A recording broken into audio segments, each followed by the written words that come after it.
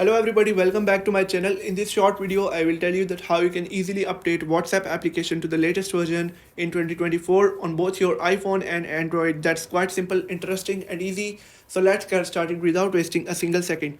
So guys, basically there are two different ways to update any application on both your iPhone and Android. The first thing is to simply head over to App Store or Play Store. And once you're on this page, search for that particular application. For example, I will search for WhatsApp and then tap on WhatsApp Messenger, and if it says update, you can simply tap on update and it will update your app to the latest version.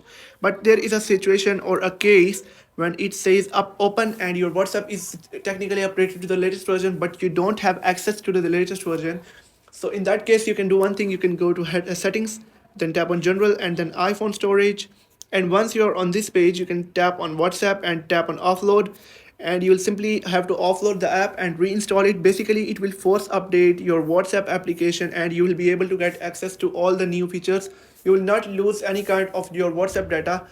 So that's all for today. If you have found the video helpful, make sure to like the video and hit that subscribe button, and if you have any questions let me know in the comment section. Thank you.